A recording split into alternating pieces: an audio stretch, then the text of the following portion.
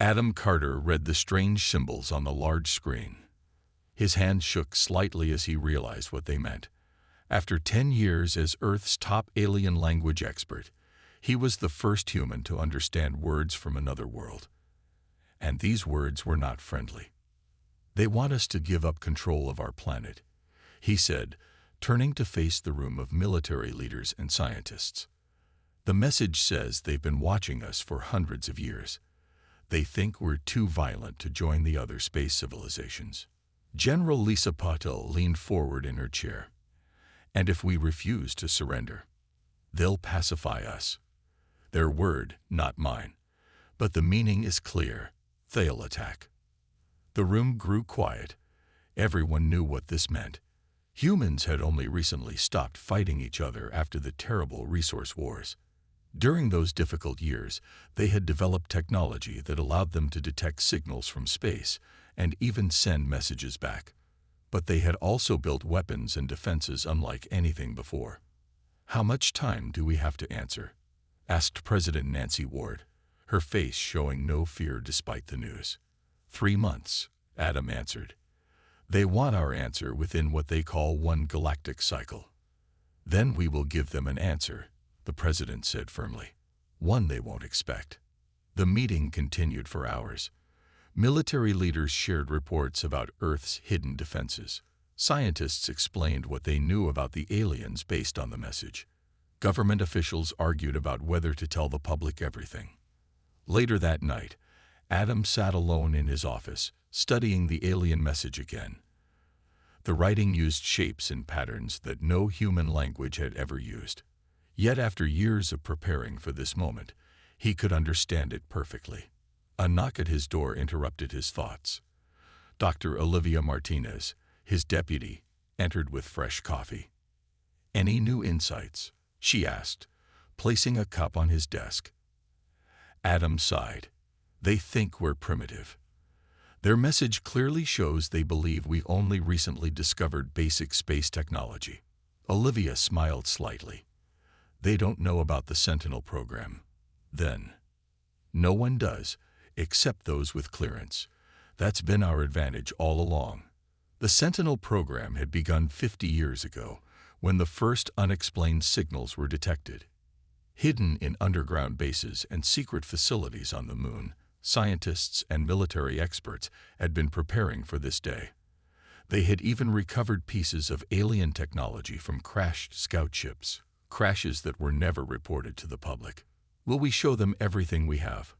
Olivia asked. Adam shook his head. "The president wants to reveal just enough to make them reconsider. We'll show strength without showing all our cards." He stood and walked to the window. The night sky was clear, stars shining brightly. Somewhere up there, alien eyes were watching, waiting for Earth's response. "They've made a serious mistake," he said quietly. "They think they're dealing with a divided planet of primitive beings. They don't realize that their threats have done something no human leader could ever accomplish."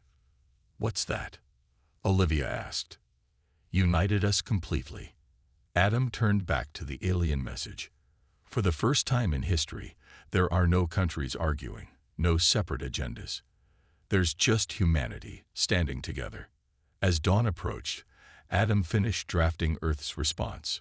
It would be reviewed by world leaders, scientists, and military experts before being sent. But the core message was clear: humanity would not surrender. We had been preparing for this moment longer than the aliens realized.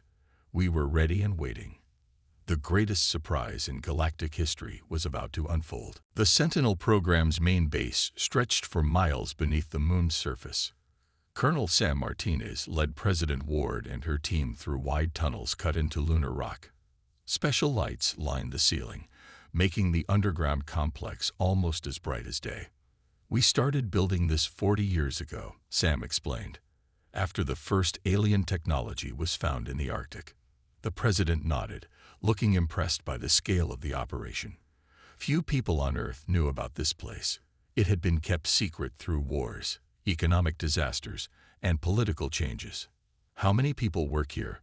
she asked. "About 3,000, Sam replied.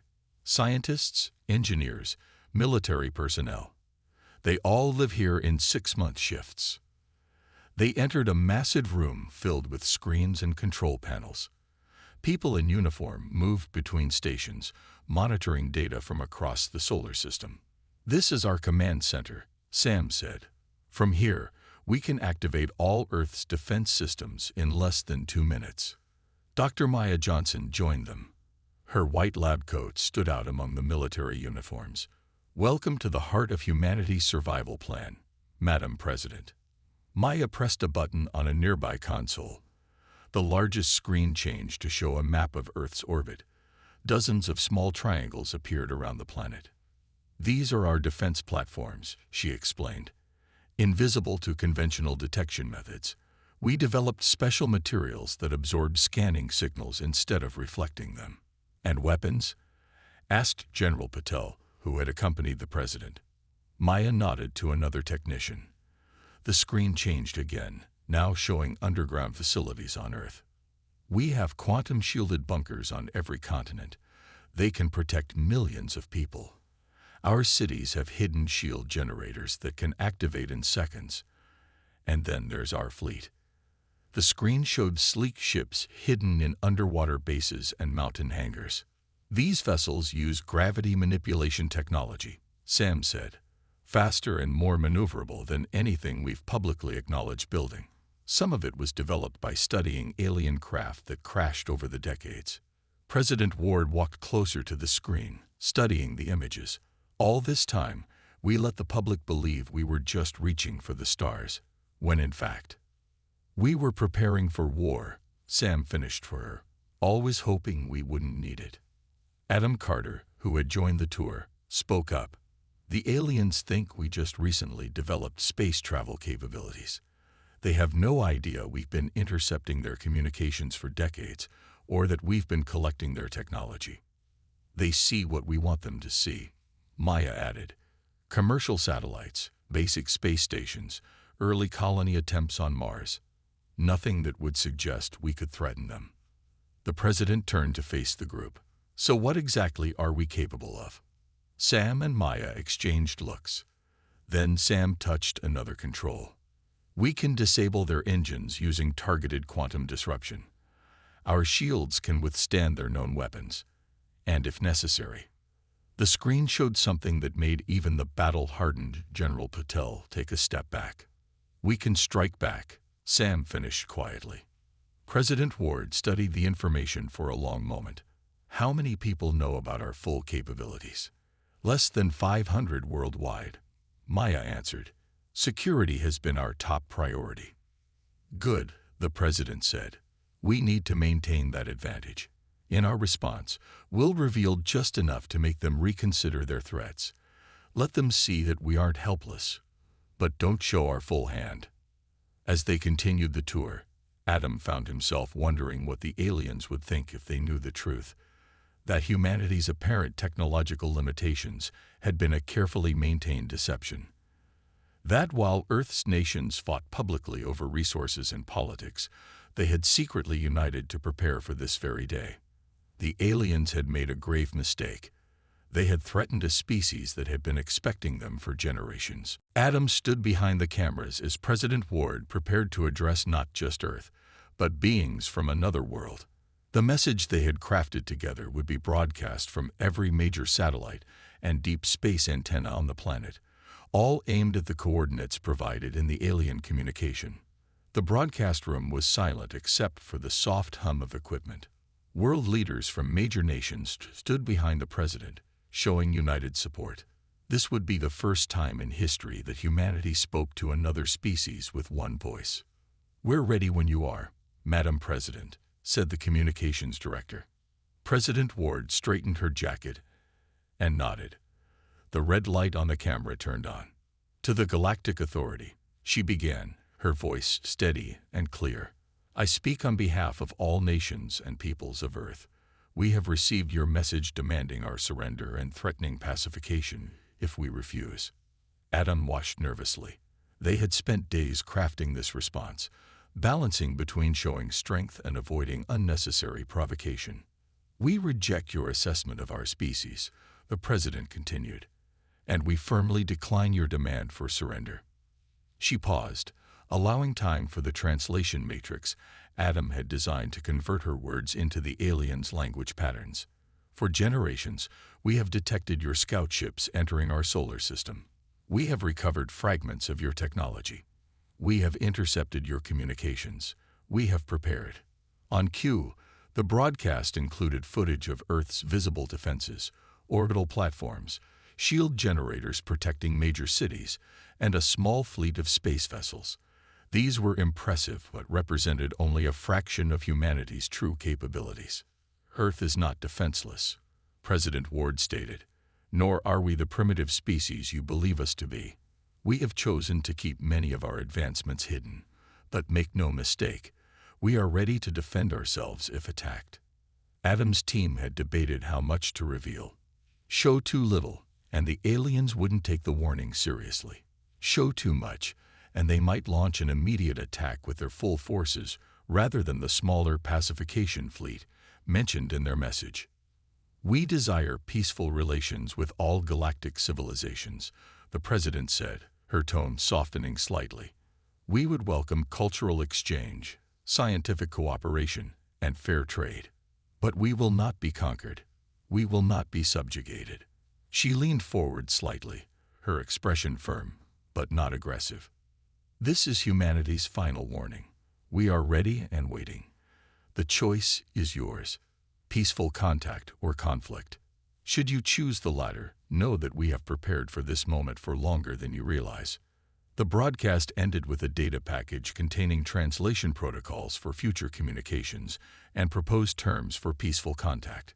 It revealed just enough about Earth's science and culture to show they were more advanced than the aliens believed, without exposing their most important secrets. When the cameras turned off, the room remained silent for several moments. "How long until they receive it?" General Patil asked. "About 14 minutes, Adam replied. "Their ship is currently positioned just beyond Mars orbit." President Ward turned to face the assembled leaders. "Now we wait and continue preparing." Later that evening, Adam sat with Olivia in the analysis center, reviewing the sent message again. "Do you think it will work?" she asked quietly. Adam considered the question carefully. "I think it will make them reconsider their approach. They expected an easy conquest or immediate surrender. Now they know neither will happen. And if they attack anyway?" Adam looked at the screens showing Earth's hidden defenses coming to full readiness around the world. "Then they'll learn exactly how much we've been hiding all these years." 3 days later, sensors detected the alien vessel changing position. It was moving closer to Earth. Lieutenant Kelly Wilson stared at her monitor in Sentinel Command, watching the small blip move across the screen. After 63 days of tense waiting, the aliens had finally responded, not with a message, but with action. Probe entering Earth's atmosphere at coordinates 34 degrees north, 118 degrees west. She announced to the command center. "Current speed suggests controlled entry. Definitely not a weapon." Admiral Frank Rivera moved to stand behind her station. His weathered face showed no emotion as he studied the trajectory data. "Los Angeles airspace," he noted, "just as we predicted. They're testing our most visible defenses first." Kelly nodded. The Defense Council had spent weeks planning for this moment. They had deliberately strengthened the shields and defenses around major cities, knowing the aliens would likely scan these areas first. "Should we disable it?" she asked, finger hovering over the intercept command. A single order would activate defense systems that could destroy the probe in seconds. Frank shook his head. "No. Let it see exactly what we want it to see." Across the room, Dr. Maya Johnson monitored the probe's scanning activities on her own screen. "It's using multiple frequency scans, electromagnetic, gravitational, and something similar to our quantum field detectors." "Can it detect our hidden systems?" Frank asked. Maya smiled slightly. "Not a chance. Our phase-shifted platforms are completely invisible to their scanning technology. The underground bases are shielded with materials that absorb their scanning waves instead of reflecting them. The probe followed a path that took it over Los Angeles, then across North America, passing above Chicago, New York, and Washington, D.C. From there, it crossed the Atlantic, visiting major European capitals, then continued across Asia. It's focusing on population centers and visible military installations, Kelly reported after an hour of tracking. Just as we expected. The command center had grown crowded. Adam Carter had arrived to monitor the probe's communication signals, while military leaders watched its path with intense interest. It's transmitting data back to the mothership, Kelly said, pointing to a stream of coded signals her system had detected. Continuous feed. Good, Frank replied, his voice calm. Now they know we weren't bluffing about our defenses. What the aliens couldn't know was that they were seeing only what humanity wanted them to see. The visible defenses, impressive as they were, represented just 30% of Earth's true capabilities. The quantum-shielded cities, the phased defense platforms in orbit, the antimatter weaponry, all remained completely hidden from the probe's scans. After completing its global survey, the probe moved higher, scanning Earth's orbit and the Moon. It approached close enough to detect the visible portions of the lunar base, but missed the vast complex buried beneath the surface. They've seen enough to know we can defend ourselves, Frank said, but not enough to know how strong we really are. Suddenly, alarms sounded across the command center. The alien vessel is moving, Maya reported, pointing to the larger ship that had launched the probe. It had maintained position beyond Mars orbit during the entire scanning operation. Everyone watched as the massive ship accelerated rapidly, then disappeared from their conventional sensors. Space-time fold detected, Maya confirmed, checking her specialized equipment. They've activated some form of faster-than-light travel. They've retreated, Adam observed. For now, Frank corrected him. They'll be back with reinforcements.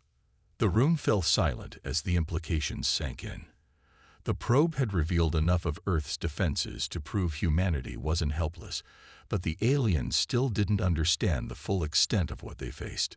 Kelly looked up at the Admiral. "How long do you think we have?" "Not long," he replied. "Call the Defense Council.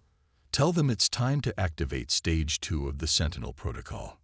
Outside, people went about their lives, most unaware that an alien probe had just completed a survey of their planet, or that their first true interstellar conflict might be just days away. The United Earth Council chamber was filled to capacity. Representatives from every nation sat in curved rows facing a central holographic display. The image showed 7 massive alien ships moving through space, each one larger than Earth's biggest city. Adam Carter stood next to the display, explaining what their sensors had detected. The ships will reach Earth orbit in 10 days. Based on the message we just received, they're sending what they call a pacification force rather than their main armada. They still don't understand what they're facing, General Lisa Patel commented from her seat in the military section. They think this is enough to subdue us. President Ward stood and approached the display. The room quieted immediately. "Deploy all visible defense systems," she ordered. "Activate the orbital platforms, but keep our most advanced weapons hidden until absolutely necessary." Around the world, defense forces sprang into action. City shields, normally invisible, hummed to life, creating faint blue domes over major population centers. Military bases prepared their conventional weapons and vessels. The public face of Earth's defense system took shape, impressive enough to give any attacker pause, but not revealing humanity's true capabilities. Joe Bennett, one of the civilian representatives, raised his hand. "Should we begin evacuating major cities? 7 ships that size could cause massive damage even with our shields." "No," the president replied firmly. "Evacuation would reveal our underground havens. Our visible shields will hold against their initial attacks, and they need to see that we stand our ground." Maya Johnson activated a secondary display showing Earth's hidden defenses, the ones the aliens knew nothing about. Our sensor arrays have analyzed their ship designs. They use a form of plasma-based weapons and particle shields. Our quantum disruptors should be able to penetrate those shields if necessary. Colonel Sam Martinez stepped forward. Operation Lighthouse is ready, Madam President. At your command, we can activate our full defense grid and reveal our true capabilities. The President nodded. Only if they attack first. We maintain defensive posture until then. The meeting continued for hours as final preparations were made. Every possible scenario was discussed, from peaceful resolution to full-scale invasion. Earth's leaders were united in purpose despite their different backgrounds and nationalities. Later that evening, Adam found himself standing at the observation window of the council building, looking up at the night sky. Somewhere up there, 7 massive ships were approaching, carrying beings who thought they understood humanity. Olivia joined him at the window. "Penny, for your thoughts," she asked quietly. "I was just thinking about how strange this all is," Adam replied. "For centuries, humans wondered if we were alone in the universe. We imagined first contact in so many ways: peaceful explorers, mysterious visitors, even conquering armies. But I don't think anyone expected this." "What do you mean?" "That we'd be so prepared. That when aliens finally came to conquer us, we'd be ready to fight back with technology they don't expect us to have." In cities across the planet, people looked up at the newly activated shields with a mixture of fear and wonder. Most had only learned about alien contact when the government had been forced to reveal it after the probe's visit. Few knew about the full extent of Earth's defenses or how long humanity had been preparing. News channels showed footage of defense platforms in orbit and military vessels patrolling the skies. Government announcements urged calm and confidence in Earth's protective measures. "Do you think they'll back down when they see our visible defenses?" Olivia asked. Adam shook his head. "No, they've committed too much to this pacification effort. They'll attack, at least initially. And then they'll learn why it was a mistake to threaten Earth." As dawn broke over the council building, reports came in that the alien fleet had accelerated. They would arrive in just 7 days, not 10. Humanity's moment of truth was approaching faster than expected. The alien fleet entered Earth's orbit with perfect precision. Their 7 enormous ships moved into position above major continents, their massive forms visible from the ground even in daylight. Each ship cast shadows over entire regions, dwarfing anything humanity had publicly built. In Sentinel Command, officers and technicians worked calmly despite the tension. They had trained for this moment for years. "All defense systems at full readiness," reported Sam, checking the status displays around the room. "City shields operating at maximum capacity." President Ward stood at the center of the command room, her face showing determination rather than fear. Admiral Rivera and General Patel flanked her, while Adam Carter monitored communications. "Incoming transmission," Kelly announced suddenly. "They're hailing us on all frequencies." "Put it on screen," ordered the president. The main display flickered, then showed the alien commander. It was humanoid in basic shape, but clearly not human. Its skin had iridescent scales, and multiple eyes blinked in an unsettling pattern. When it spoke, Adam's translation matrix converted its complex sounds into English. "People of Earth," the alien said, "your defenses are notable but insufficient. Our scans show you have prepared more thoroughly than expected, but you cannot hope to resist our pacification efforts. Surrender now and your species will be preserved under our guidance." President Ward stepped forward to address the camera. "I am President Nancy Ward, speaking for all Earth nations. We will not surrender. We have warned you once. This is the last time we will do so." The alien commander made a gesture that Adam recognized as dismissive from his studies of their previous messages. "Then we will begin pacification procedures. Your resistance will only increase casualties." The transmission ended abruptly. Moments later, sensors detected energy building in the largest alien ship. "They're targeting Washington, D.C., Maya reported, her fingers flying over her control panel. "All personnel brace for impact," Admiral Rivera ordered calmly. The alien vessel fired a brilliant beam of energy that struck the capital's shield directly. The shield flared bright blue, absorbing the impact. On the ground, people watched in awe as the attack dissipated harmlessly against their protection. Similar attacks targeted other major cities around the world. Each time, Earth's visible shields held firm. All cities reporting shield integrity at 98% or higher, Sam announced with a hint of pride. "Their weapons are powerful, but our defenses are holding exactly as expected." Admiral Rivera turned to the president. "Now." She nodded once. "Now, activate Operation Lighthouse," Rivera ordered. Around the planet, Earth's true defenses emerged from hiding. Quantum displacement fields suddenly activated, disrupting the aliens' targeting systems. Orbital platforms that had been completely invisible to their scans appeared in strategic positions and locked weapons on each ship. And from beneath the lunar surface, humanity's greatest achievement rose into space. The EDS Defender, Earth's first true battle carrier. Nearly a mile long and armed with weapons reverse-engineered from decades of studying alien technology, it was the flagship of humanity's hidden fleet. "The aliens are attempting to reposition," Kelly reported. "They seem confused by our sudden appearance of new defenses."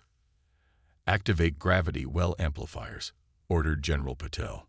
Specialized stations around Earth created localized gravity distortions, trapping the alien vessels in place. It was technology the aliens clearly didn't expect humans to possess. "All ships targeted," Sam confirmed. "Quantum disruptors ready." "Fire warning shots," the president commanded. "Disable their weapon systems but avoid critical damage." Precision beams from Earth's platforms struck the alien vessels, carefully targeting only their weapon emplacements. The ship's shields flared and failed against the unexpected technology. "They're hailing us again," Adam reported, surprise evident in his voice. "I think they want to talk." The alien commander appeared on screen again, its posture noticeably different. No longer dominant, but cautious. "We underestimated your species," it said, the translation carrying a tone of disbelief. "Yes," President Ward replied simply. "You did." The alien commander's multiple eyes blinked rapidly, showing what Adam recognized as confusion and alarm. The massive ships hung motionless in Earth's orbit, caught in humanity's gravity traps.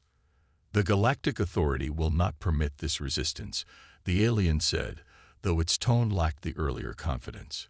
"More ships will come."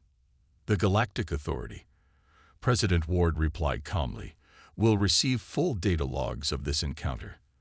They will see that we defended ourselves proportionally against unprovoked aggression, and they will receive our terms for future diplomatic relations." Adam sent the prepared terms through the translation matrix. The document contained fair but firm conditions for peaceful contact: recognition of Earth's sovereignty, protocols for future communications, guidelines for trade and cultural exchange, and clear boundaries that must not be crossed. The alien studied the terms, its scaled skin-shifting colors in what Adam had learned indicated surprise. "These terms are reasonable," it finally said. "But my mission was to secure your planet's submission, not establish diplomatic relations." "Your mission has failed," Admiral Rivera stated plainly. "You face a choice now. Return to your authority with our message and terms, or face the consequences of continued aggression." To emphasize the point, Earth's hidden fleet moved into visible positions around the alien ships. Hundreds of vessels, from small fighters to massive carriers, surrounded the invaders. The alien commander seemed to consider its options before speaking again. "You have technology that should be beyond your development stage. How is this possible?" President Ward smiled slightly. "We have been preparing for this day for generations. When your scout ships entered our system, when your probes crashed on our planet, we studied them. We learned. We adapted. Return to your authority with our message," she continued. "Humanity desires peace, but we have prepared for war for longer than you realize. We will not be conquered. We will not be colonized. We are ready and waiting should anyone else attempt what you have today." The alien made a gesture that Adam recognized as agreement. "I will convey your message in terms. The authority will decide how to proceed. Until then, you will leave our system under escort," General Patel ordered. "Any deviation from the approved departure route will be considered hostile action." Earth's ships formed a corridor, guiding the alien vessels toward the edge of the solar system. The Defender took position directly behind the alien command ship, its weapon systems clearly visible. As the fleet departed, scientists and military personnel in Sentinel Command celebrated quietly. They had faced their first interstellar conflict and prevailed without firing a single destructive shot. Adam joined Maya at the command center window overlooking the planet below.